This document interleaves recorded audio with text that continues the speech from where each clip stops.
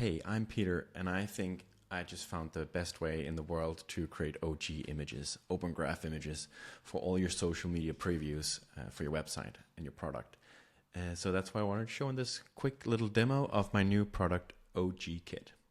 So as you can tell, ogkit is still in local development, but it's going to be available very soon. So yeah, stay tuned. I still haven't generated any open graph images yet. So instead I see this onboarding guide. And the first thing we have to do here is create an API key. And we're doing it for a fake company called Intersect. And for the domain allow list, right now we're just going to allow everything because we're just using it locally.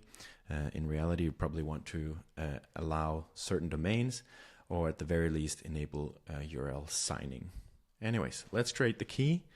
And then if we go back here, so we copy the key here maybe, and we'll go back and check out the next step in the guide is to include the JavaScript snippet for ogkit, which is where a lot of the magic happens, but we'll see that in a second. I already included the JavaScript in my little demo project here. And the next thing we have to do is to create our OG template. So I actually also did that. So this is where the magic happens in ogkit. The way you create an OG image with ogkit is by using HTML, and it happens right in your own files, in your own code base. So you create a template that looks like this. A template is not rendered by the browser, so that's why we can use a template.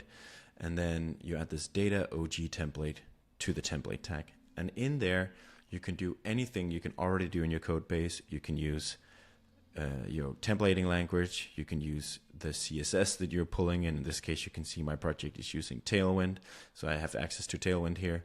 If I have certain fonts or assets, I can use them as well. If I'm using JavaScript on the server, I can use it there, or if I use PHP or another language, everything kind of just works because you're just staying in your own code base right here, and it's all rendered on your own server. So since I already added this, we don't really need to do that now. And the next step is to add the Open Graph meta tags. And I also did that. Only thing I need to do here is replace with my actual API key. And then for the URL parameter, because this is just a demo, I'm just hard coding the base URL of my app. But you would probably have this as an environment variable or a helper function or something like that. And then I'm piping it through this URL encode function right here. So it gets probably URL encoded because it's part of the URL query here. Cool, so that's basically all there is to it. Before we generate an image, I want to show you the developer experience of actually writing this code for the Open Graph image. So here we have the demo website for this fake company called Intersect. And as you saw, we already have a template tag for the OG image here. But how do we check what it looks like? So the way we do that is we can add this flag to the URL called ogkit render, which is how the image get rendered in production too. But while we're just in development, the JavaScript snippet from ogkit will actually, just as HTML, render the Open Graph image. So you can debug and see, preview what it looks like. In this case, I actually want a dot here at the end of the sentence. So if we add that, we just see it updating because it's just HTML. It's just right there in the browser.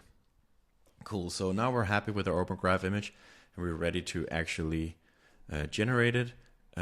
Normally, this just happens when, some social media website or something like that goes to your site and looks for an Open Graph image, but we're just going to actually do it ourselves here. So if we check out the page source here, we can see the URL encoded version of the Open Graph image URL here. So we'll just pull out the whole thing. As you can tell, everything is still on localhost.